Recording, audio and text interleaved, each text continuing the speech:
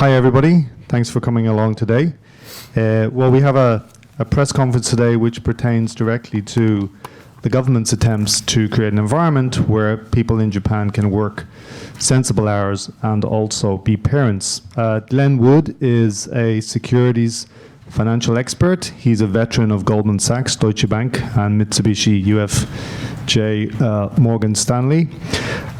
He was on an upward career track until 2015, when his partner gave birth to a premature son. With his child's wife in danger, he claimed paternity leave, which he believed he was entitled to under Japanese law. But his employer, Mitsubishi UFJ Morgan Stanley, insisted that he take unpaid leave. When he returned, Mr. Wood says that the company harassed him, cut his salary, and eventually fired him without any severance. He's currently in dispute.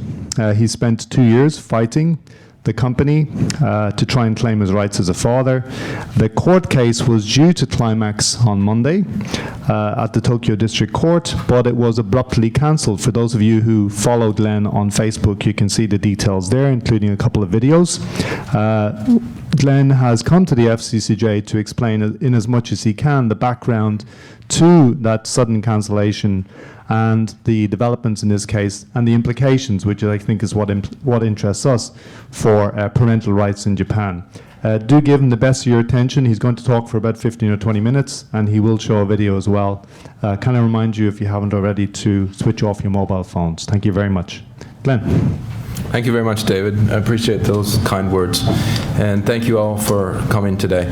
I also want to thank several very close friends and family members that are here with us today, including people from the Wharton School, one of my professors, my homestay mother, who's one of the dearest people in the world, if not on the planet, and also very, very long-term friend Jeff Clark, etc. Thank you very much for coming. I'm here today to highlight the challenges many working parents face when deciding to have children and raise them while working in Japan. In the very best of times, the decision to have children is an extraordinarily tough one, and one that is usually fraught, at least, and should be fraught with tremendous thought. In Japan, that also means making very critical decisions about making sure you'll be there for your kids, especially in times of need. I'm here today to shed light on areas where many Japanese organizations have room for improvement in terms of parental rights, children's rights, and attaining best practice for childcare. Let me begin with my story. I was a managing director, Tokumei Bucho, at Mitsubishi UFJ Morgan Stanley Securities, the leader of an important global team of salespeople, and a key performer in the organization. I was hired because I was the best man for the job. My skill set was applied to leading a team that produced superior monetary performance, doubling revenues in a short period of time. In simple terms, that means I made a lot of money for the firm. I earned my salary, the salaries of my team members, several times over. This is why I was hired, because I was very good at my job. Also, and this is important, I was a good person. That may be hard for some of you to believe that know people in the financial industry, but it's true. I treated people with respect, dignity, integrity. Coworkers liked me, and I liked to work with them. My bosses gave me outstanding evaluations, again and again. Enough about me. Let's move on to why we're here today. As David mentioned, when I learned that I was going to become a father, I did all the right things. I took all the proper steps to notify my company in advance. I filled out all the right paperwork, and I told them, obviously, that I would soon be taking paternity leave. I even promised to check my mail several times a day while I was away at the hospital and be reachable by phone 24 hours a day. I wasn't thrilled about that idea, but I cared about my job, and I felt that I owed that to my team. When I got the shocking call late at night that my son had been born prematurely, and that the situation was life or death, My first reaction as a parent was, let's get to the airport. Time to jump on a plane. Get to the bedside of my son and his mother. But the Japanese side of me, having lived here a long time and worked in many Japanese situations, forced me to stay. I thought I must do the right thing. I must do the proper Japanese thing. Go to the office very early in the morning, explain the emergency situation, apologize, and then head to the airport. To my shock and my dismay, even to this day, I was greeted with, "Don't worry, the field of medicine is very advanced. He'll be fine. Get back to work." The company at first rejected my request for paternity leave, then made me jump through impossible hoops to attain it, and finally left me with no option but to go AWOL, to simply leave my desk and rush to the hospital to take care of my family. From that day to this day, the company has continued to harass me and to deny their legal responsibilities. I just want them to admit their wrongdoing and promise to change their corporate culture. I've been in touch with many people inside MUFG Morgan Stanley who tell me that I've only seen the tip of the iceberg, and the issues are deeply ingrained in the organization. I'd like to refer to a document that is in your package, a timeline document. This has many details. I'm sure many of you have a lot of questions about a lot of the details, and I'm not going to go into all the details, but most of it's written there in the timeline, so please feel free to refer to that. I'm going to go through just a few of the highlights here today. So the company harassed me in many ways. I was a full-time employee, no term to my contract. So first they blocked me from taking paternity leave. Then they took away my job responsibilities. They badmouthed me to my team members, my clients, other company staff. They demoted me to a very menial position. They eliminated my bonus, which is a large part of my compensation. They defamed me, saying that I was making it up, despite 3 doctors, including 2 of their own, insisting that I was fine and I should have my job back. Put me on unpaid leave, then they fired me altogether. We've been going through a 2-year court battle with virtually no real evidence from the company. Then my witnesses that were coming to testify on my behalf were all denied by the court. One of those witnesses, you'll find an affidavit in your package as well, and you can judge for yourself whether you think he would be a good witness or not. And then, as David mentioned as well, the sudden cancellation of tomorrow's court session. 3 days in advance. Unprecedented, mainly due to the fact that they realized that a lot of people were coming and they didn't think they could handle the numbers. So why is this bad for Japan? The message was very clear. By taking paternity leave, I had, even temporarily, prioritized my family over my job. This goes against a very long-standing tradition at many of Japan's biggest and oldest firms. You marry your company, not your family. In a time when Japan needs Japanese and non-Japanese workers, this strategy inhibits attracting the best talent. Simply put, young workers with families will increasingly steer away from companies that don't have programs for working parents and their children. So what are the lessons for Japan? Japanese organizations need to deal better with work-life balance challenges, and at the same time support and protect basic human rights for their employees. Perhaps, for example, embracing the International Labor Organization's conventions on the elimination of workplace harassment, or the elimination of discrimination at work, or the Convention on Working Time Limits. That might be a good start.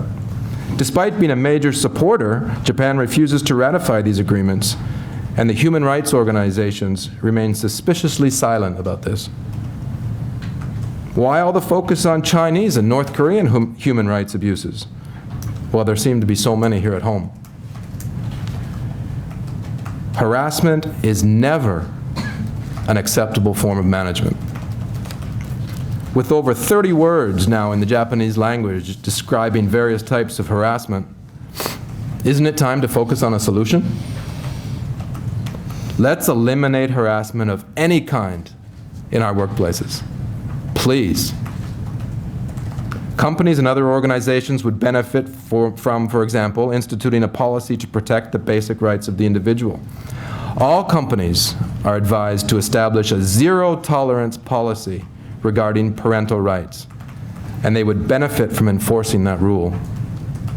It would behoove corporations to establish, again, a zero-tolerance policy regarding diversity rights, and they would immensely benefit from enforcing such a policy. We live in a society where people of different colors, creeds, sexual orientations exist. They need to be respected. A globalized and integrated Japan needs to respect diversity. All companies and organizations need to establish in-company ombudsman and whistleblower protection plans. No employee should ever feel, as I did, that no one in the firm is listening to his or her complaints, or that no one cares. And no employee should ever feel that complaining about abuse would lead to more abuse, let alone being fired. In the long run, the answer is not in policing the company, but it's in educating the staff. It's the responsibility of senior management to make sure that the entire staff, from the hires to the elderly managers to the Showa Otoko, are trained in how seriously the company prioritizes all these issues. As David mentioned, I'd just like to take a minute and show you, some of you have seen the videos, but I'd like to show you one just to give you, again, a sample of, and another way of looking at what happened. Can we see it?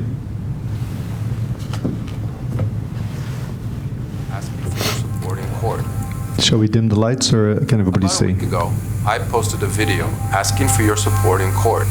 About a week ago, I posted a video asking for your support in court for a case regarding the paternity harassment I suffered while working at Mitsubishi UFJ Morgan Stanley. Thanks to your help, the video went viral and was viewed nearly 500,000 times in Japan and around the world.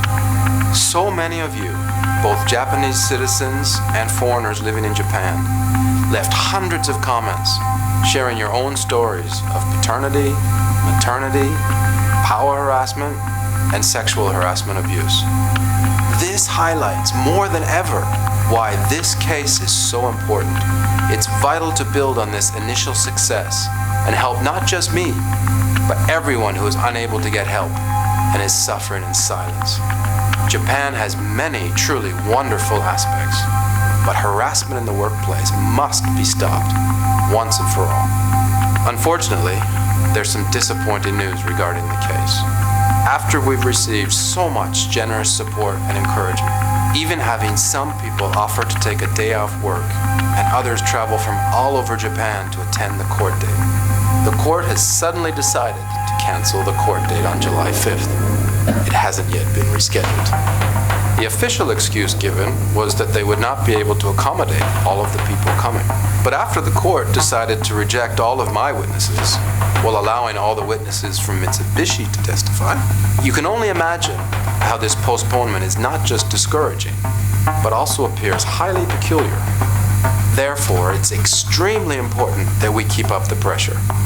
For starters, we've launched a change.org petition. Please add your name to the petition to request effective legal and administrative support in creating positive working environments where paternity and maternity harassment have no place. Next, if you haven't already done so, please go to patahara.com and join our mailing list to stay updated on this case. You'll be kept up to date on all future developments, including when the next court date will be. Finally, I have to ask for your help again in sharing this with your family, your friends, business contacts, contacts in the press, and all public officials. Mitsubishi and their allies are hoping this will all go quietly away so they can return to business as usual. Let's show them that we will never be silent about harassment, and we will stand up for justice. And for those who have been and are still being wronged and abused in the workplace. Thanks again to all of you. I'll keep updating you, and hopefully this story will have a happy ending. Thanks very much for watching that. Again, I kind of turned to video because I felt that with especially the two incidents that happened, that there really wasn't any other solution. And I also felt that there were so many people that had come to me and shared stories of similar happenings that somebody needed to say something. Before we move into Q&A, I'd just like to make one point very, very clear. As I've stated here, have experienced rather extraordinary harassment over the past few years. My son's now 3.5, so it's been almost 4 years since this started.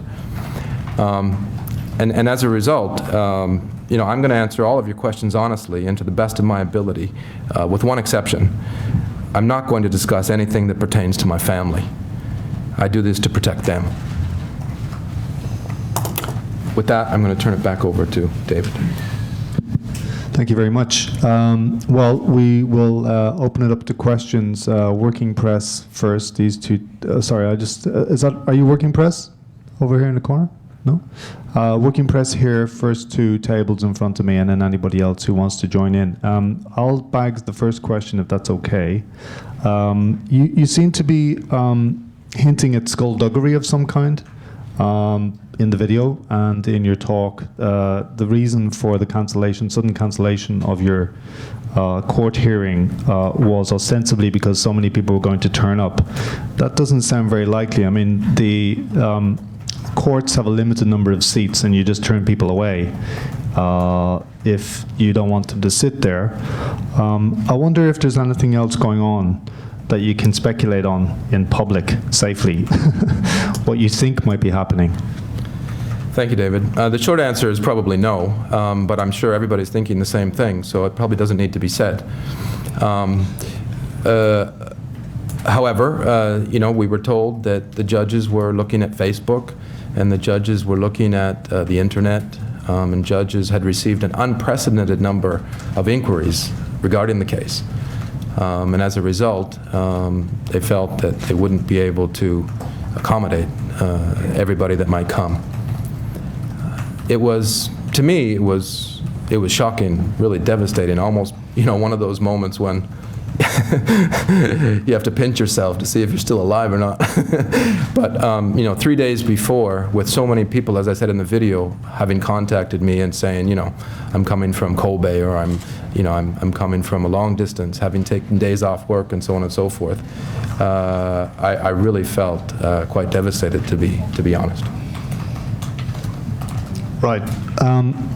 So just to push you a bit more, you think that somebody may have got at the courts in some way to cancel this, do you?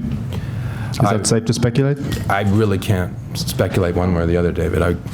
I'm sure everybody has thoughts on it, and I really can't say. But all I can say is I was shocked. A lot of my friends and family were shocked. They'd never heard of such a thing 3 days before a trial. And, you know, I kind of had to shake my head. But other than that, I really can't say one way or the other. But, you know, again, this goes back to harassment. You know, is harassment acceptable or not? And how do you define harassment? And how sneaky do people have to be with their harassment before they get caught? And again, my answer is harassment is never an appropriate form of management.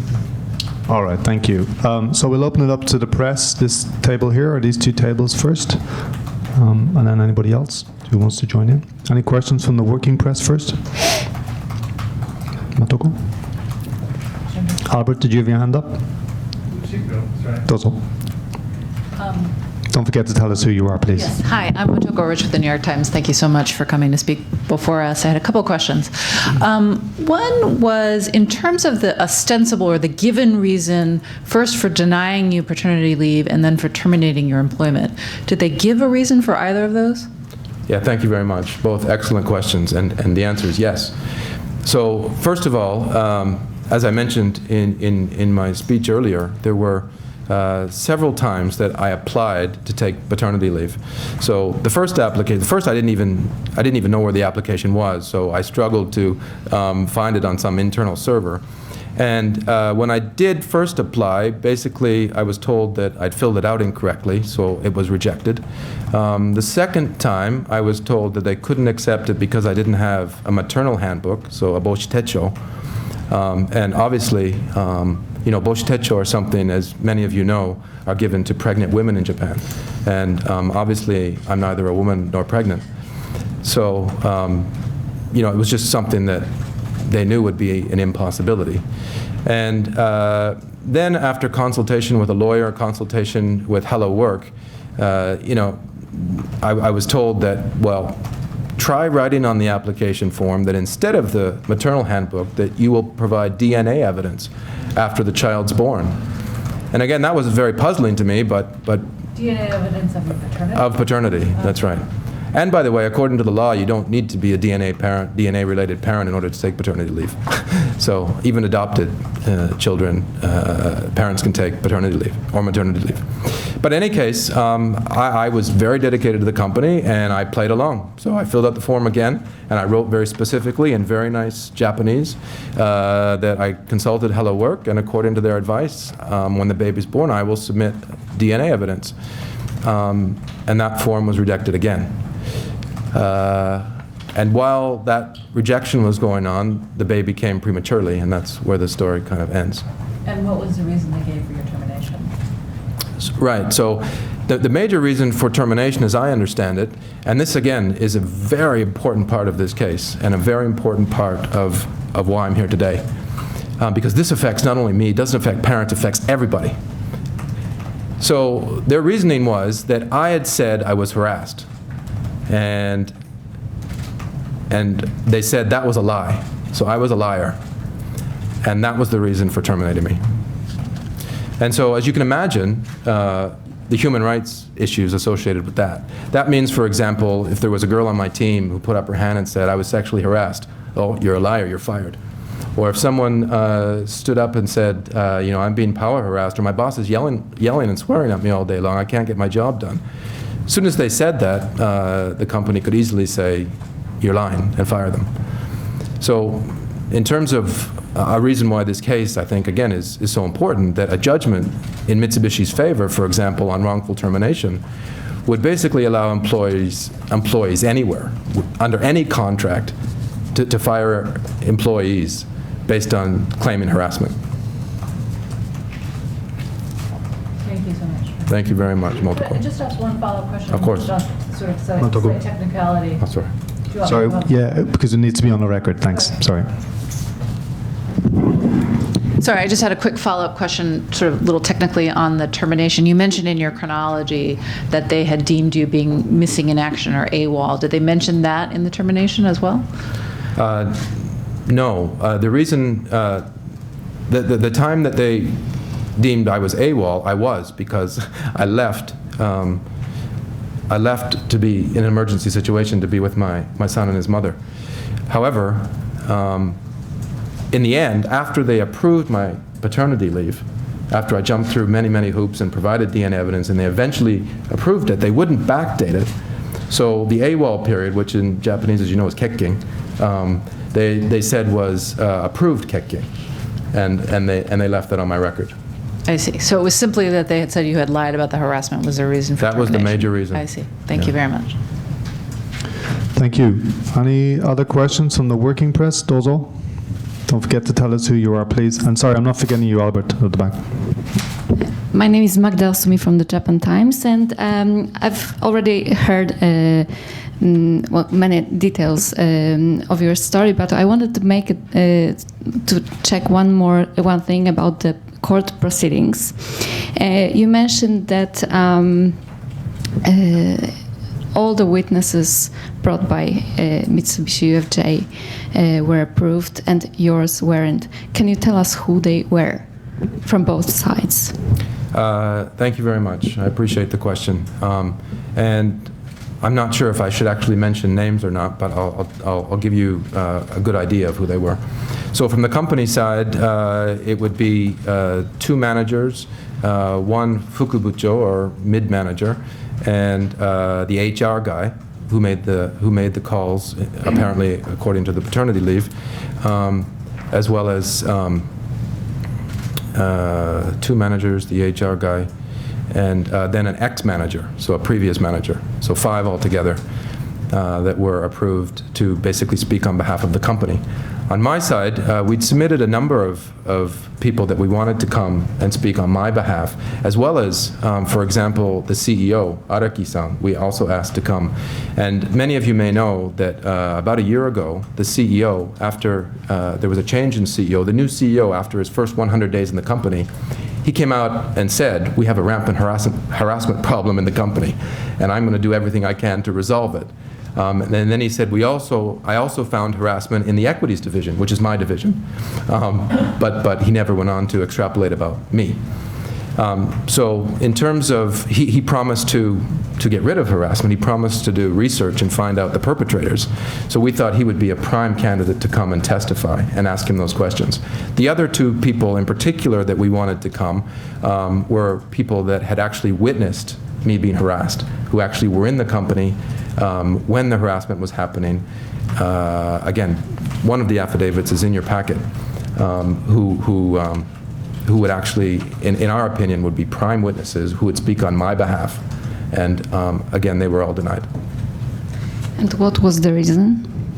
I was told I didn't understand the Japanese system. Thank you. This came directly from the court? I probably shouldn't say that, but. Thank you. Albert?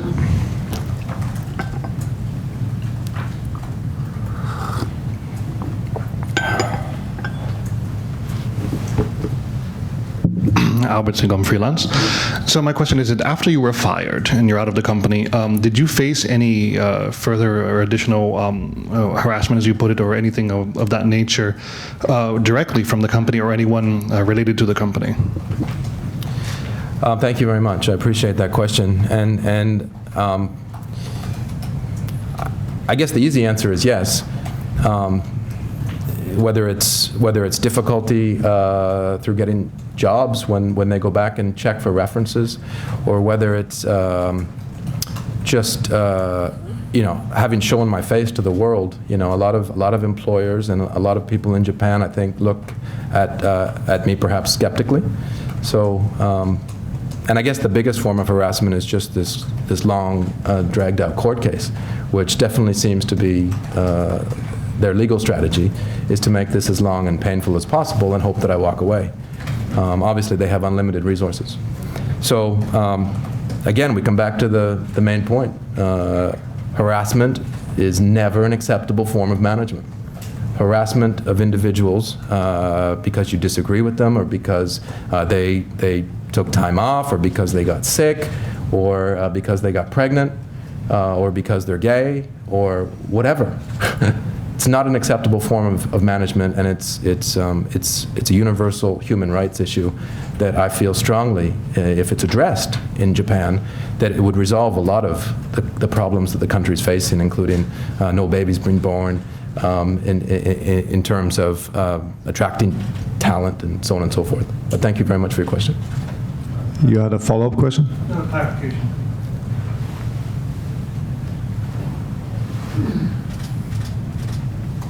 What I'm asking is a more direct contact with you, as in anyone from the company, even on an unofficial capacity, contacting you directly and advising you or anything like that nature. I just mean a very direct form of harassment, I'm asking.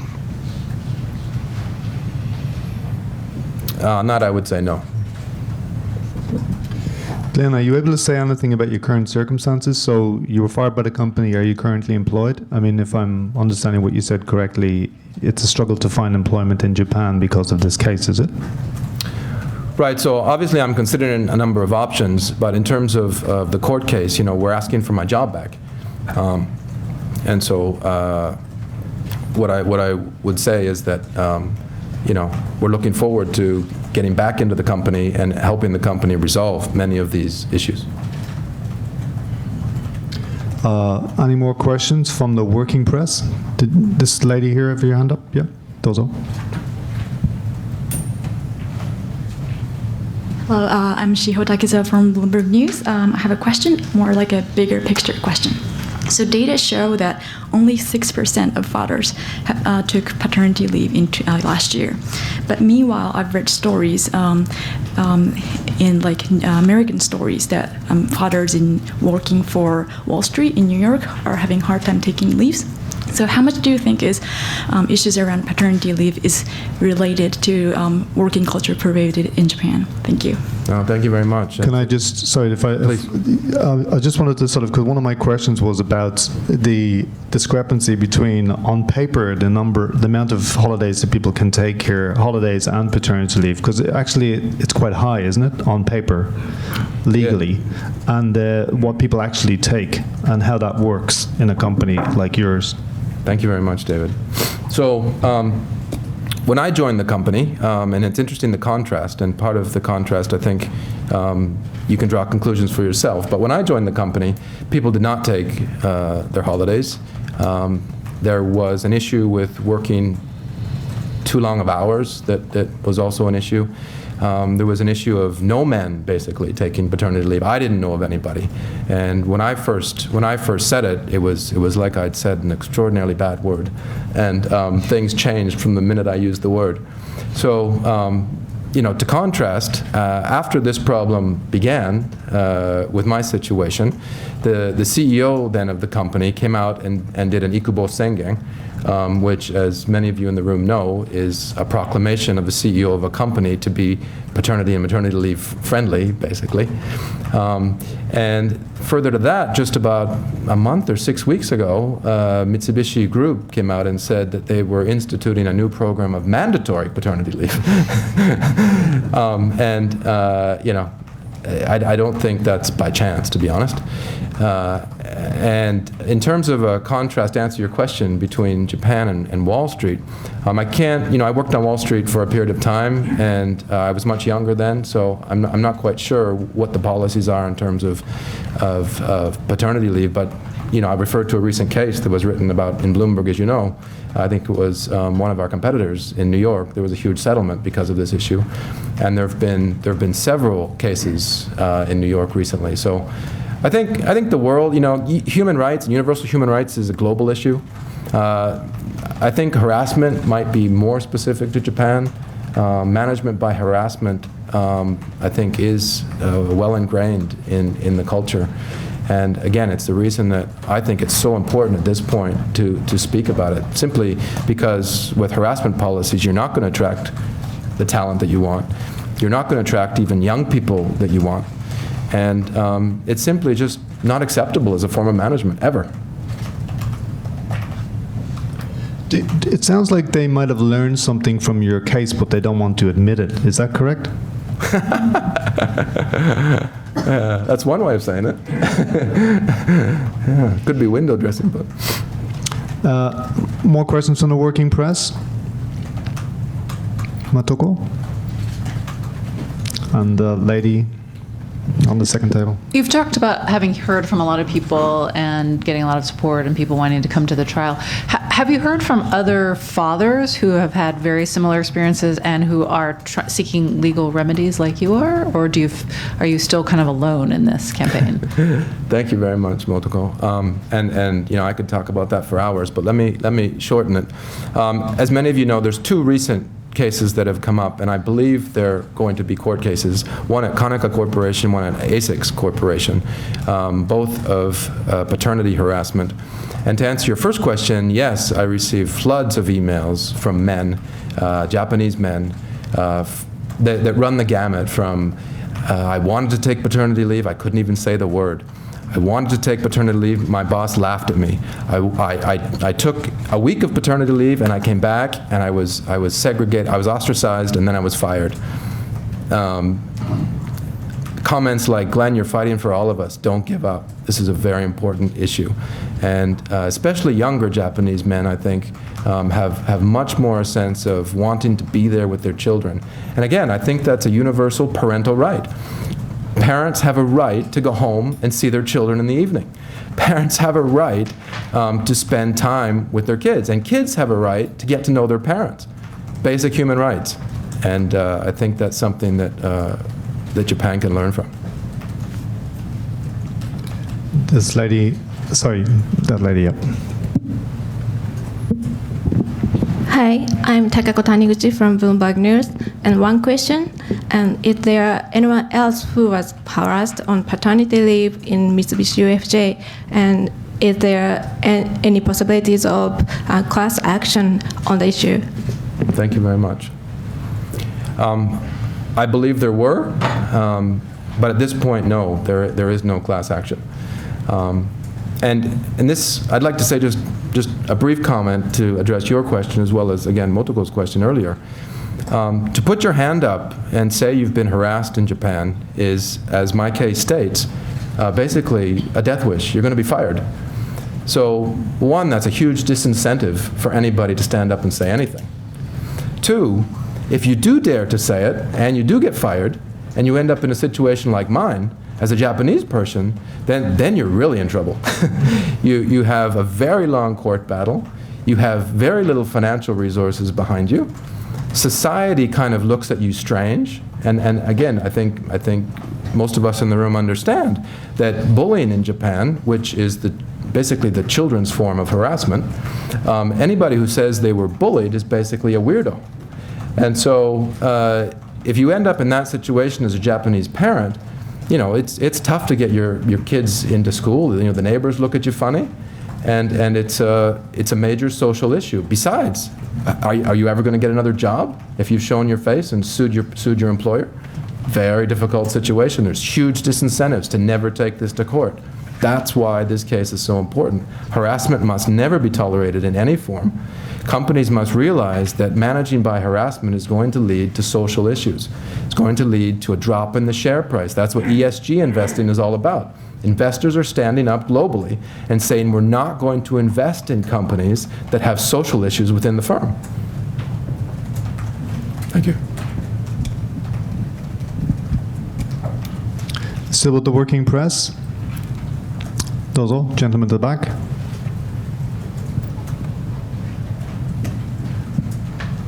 Hi, Glen. Jun with HuffPost. Thank you so much for speaking with us. Our question is, why did you choose to speak in front of, well, there are several Japanese press here, but also foreign press in Japan. Why do you think it's important to also speak to the foreign press? Thank you. Thanks very much, Jun. And again, it's a wonderful question, and I think I made the decision for a number of reasons. One, I think as a manager, seeing people around me that were harassed and couldn't say anything and had to sit there in silence and endure it.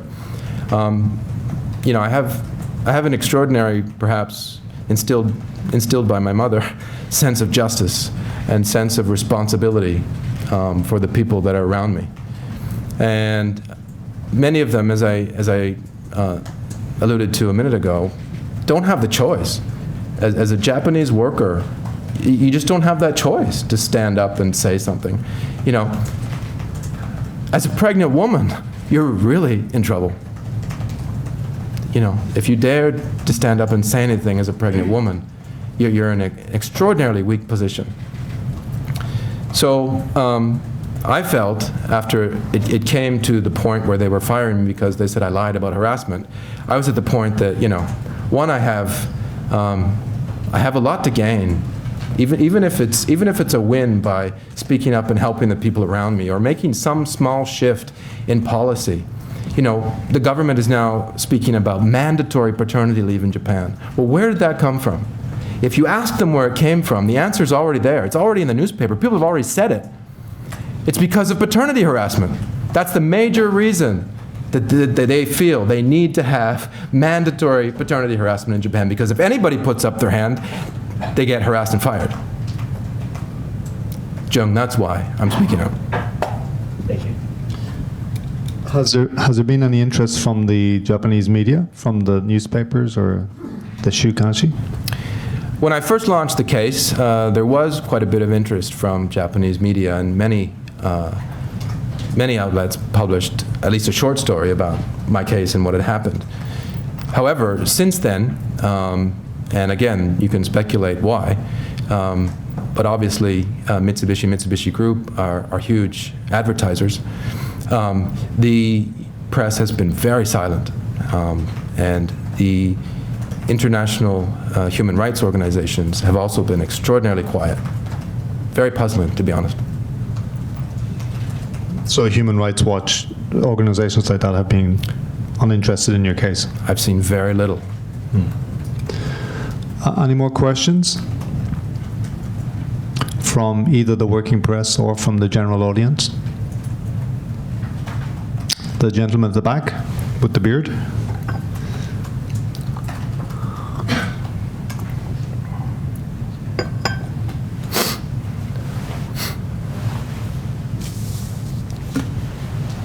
Thank you. Thank you for your presentation. My name is Jiro Abe.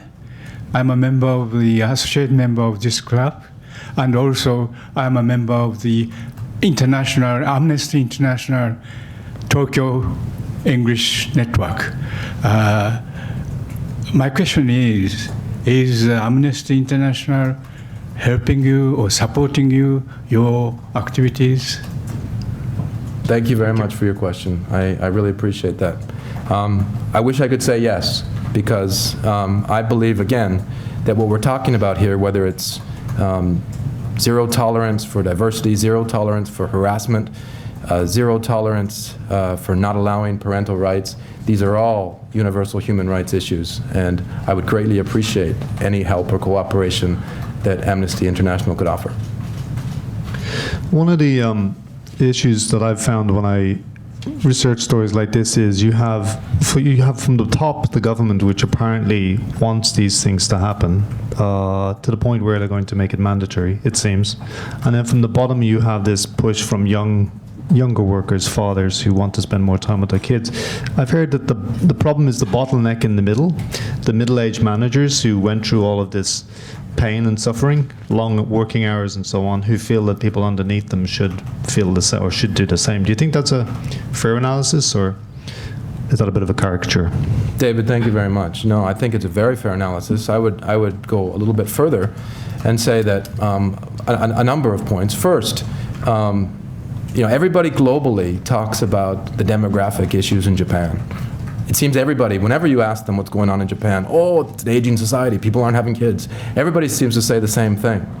And yet, when we take the lid off and take a look inside, we've had paternity leave laws. We had the same maternity-paternity leave law in Japan, as many of you know, is exactly the same. It's up to 12 months for the birth of any child or even adoption. And yet, as was quoted earlier, we only have 6% of men that take it. And that just happened this year. Last year I think it was 4%. The year before that it was 2 or 3%. So although it's getting better, it's at extraordinarily low levels. And corporations, as David alluded to, the people in the middle, in the power structure, seem to be above the law. In other words, they can do whatever they want regardless of the law. And nobody says anything, or nobody can say anything. So I think that's a major issue, and I think it makes me wonder what the real policies are. Is the real policy that we want less people in Japan? And that's a question I'd love to have a deep discussion with some politicians, to be honest. Any more questions? The gentleman at the back of the room.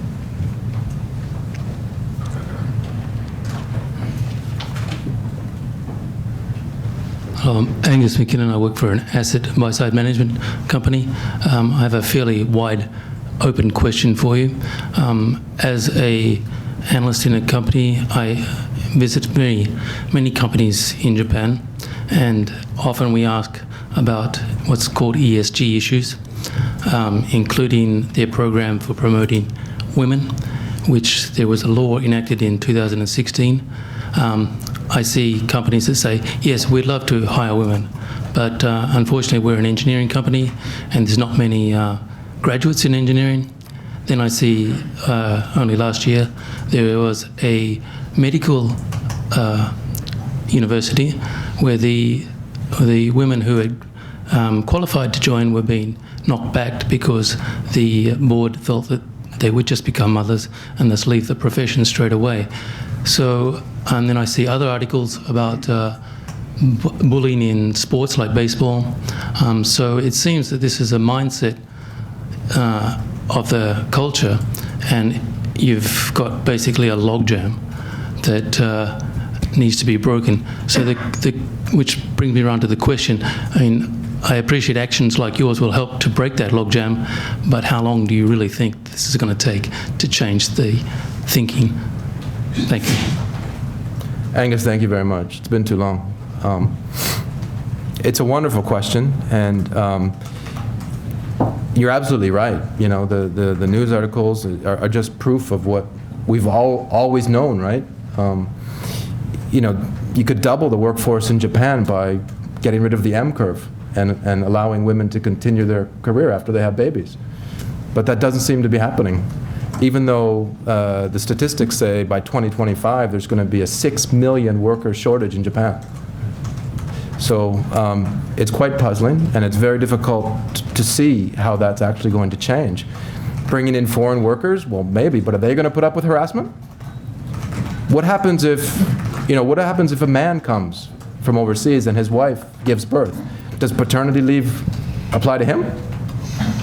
You know, these are questions that I don't see any answers to in either the media or the law, and yet this program is starting. You know, we're bringing in foreign workers right away. What are their human rights? I think a lot of very important questions. The last thing I would say, to answer Angus, is ESG, and I'm very hopeful, to be honest, about ESG. Maybe I'm a little too hopeful. Sorry, can I just interrupt? So, in case nobody knows, it's environmental, social, and governance issues. Is that right? Exactly. I wasn't aware.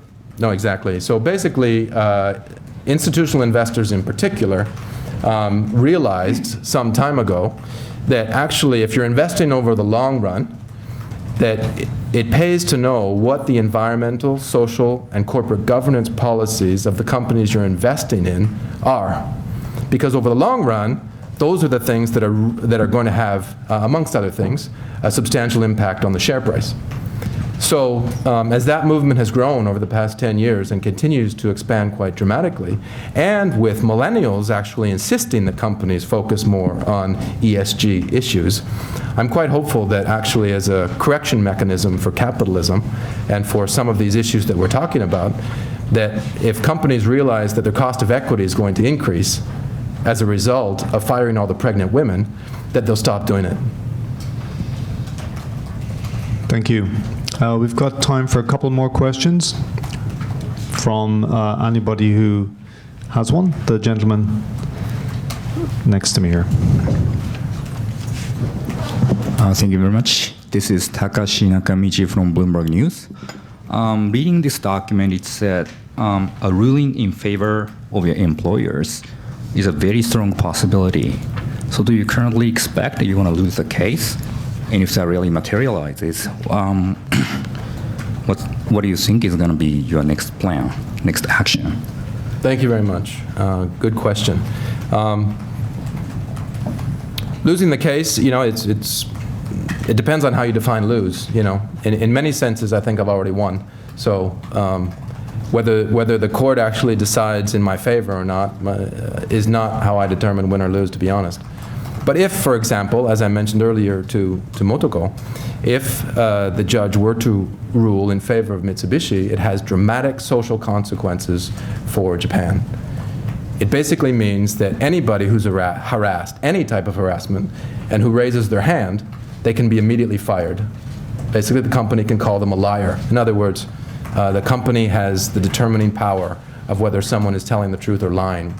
And that, in terms of my belief and what I'm speaking about and why I'm standing up here today, would be extraordinarily devastating for employees and employers in Japan. You haven't had any contact with political representatives in Japan over the case, no? Nobody's contacted you, or have you approached anybody? There's actually, as you may know, as I mentioned earlier, there is a growing movement in Japan for mandatory paternity leave. So just a few weeks ago, I went to a meeting at the Giin Kaikan, and there were several politicians there who are supporting mandatory paternity leave in Japan as a policy. And again, one of the main points of that meeting was paternity harassment, and that's why I was invited to come. because everybody recognizes, you're not supposed to talk about it, but everybody recognizes that paternity harassment is the major reason why men don't take paternity leave. And behind that is, as I mentioned earlier, a bigger problem of management by harassment overall. So let's get rid of harassment in the workplace, period. Are you at liberty to mention the names of any of these politicians or their parties? I'd rather not, but if you look on the website, they're there. So there was, if you do a search for mandatory paternity leave, there was two politicians in particular that spoke at that meeting, and they're quite outspoken on this issue. Two Guian. Two Guian. Yes. Male Guian. One male, one female. Yeah. Okay. So please have a look, and please support them. And if you're writing an article, please mention them. Yeah. Well, that's why I said you should probably say their names, but you can't. It's not public. I'm not sure, so I'm going to refrain. All right. Any more questions? We've got time for about 2 more. From either the working press or from the general audience. Those all.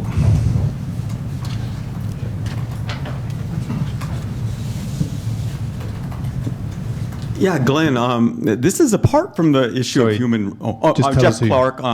My Katagaki is old friend of Glenn. And Glenn,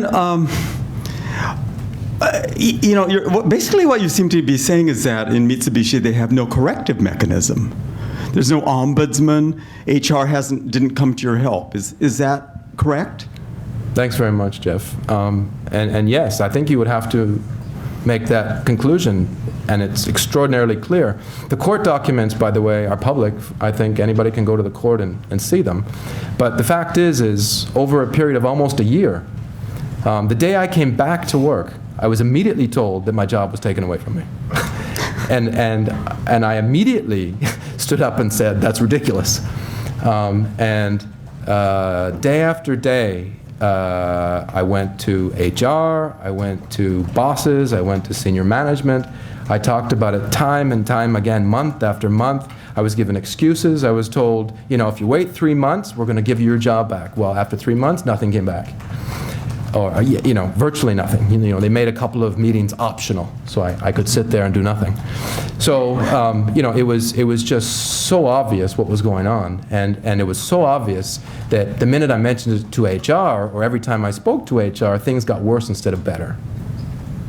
So to answer your question regarding a corrective mechanism, they've since established an harassment hotline. And again, I don't think that's by coincidence. And I'm not sure how well that's working.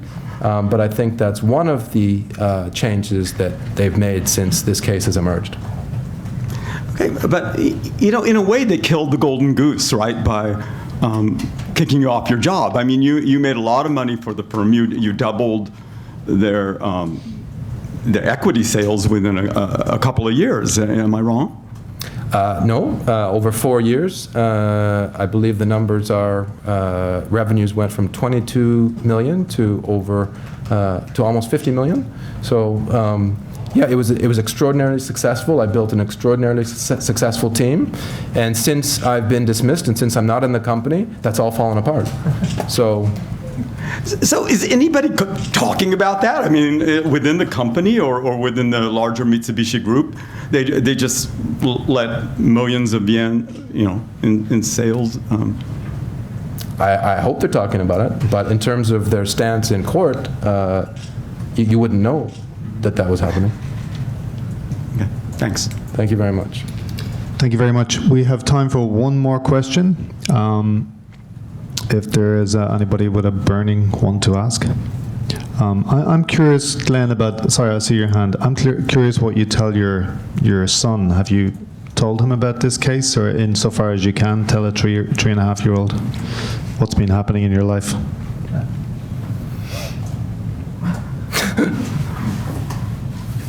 You're killing me, David. I'm sorry, I didn't want to upset you. No, you're killing me. I never want my son to have to face anything like I've faced. And so that's another very important reason why this case is extraordinarily important. And no, I haven't directly told him what's going on, but, obviously he realizes, Daddy's got kind of a different job to everybody else. but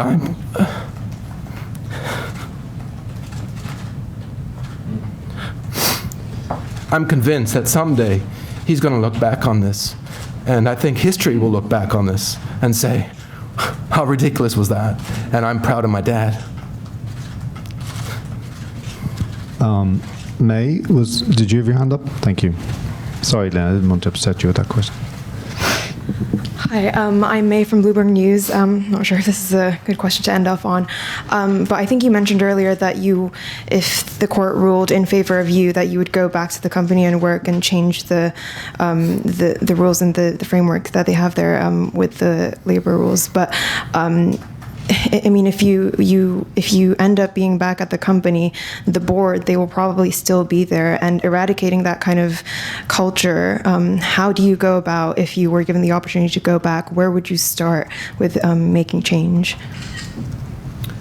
That's a great question. Thank you very much. And to be honest, as I've kind of alluded to in several examples, I think they've already started to make the changes. Although there's still some major problems. I'm contacted regularly by people within the company, old friends and colleagues and other people, people that work for me, and they tell me still of horror stories. So it's not over yet, but the policies seem to be moving in the right direction. In terms of what I would do, obviously I start with my own team, make sure that nothing has happened, make sure that everyone understands that human rights are going to be honored regardless, and that harassment is never an acceptable form of management. Make sure that people are free and feel happy to become parents, and make sure that we as a team celebrate that. And again, to communicate closely then with senior management and with HR and with these new systems and programs they have in place to assure that they're actually working and not just window dressing. The list is endless, and it may take a very long time. And perhaps they would give me a position, as maybe a global coordinator of such a program. That would be wonderful, where I could have a much larger impact on the organization. Thank you. Well, thank you very much to Glen for being so frank about his struggle. It sounds to me, and I think to most people in the room, like you've already had some impact on the company. If you think about the harassment hotline and other things that have happened since you left, even if the company won't admit it, it sounds like you've already triggered change there. I think we all wish you a happy ending. You didn't say when the court case, this rescheduled court case is happening. I presume that's because you don't know. Exactly. I was told it was canceled, and they would decide sometime in the future when it's going to be rescheduled, and I have not been informed of that yet.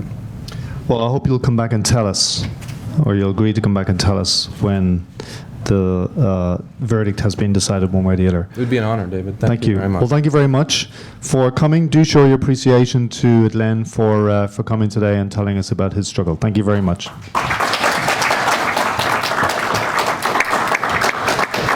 Thank you very much. Thank you.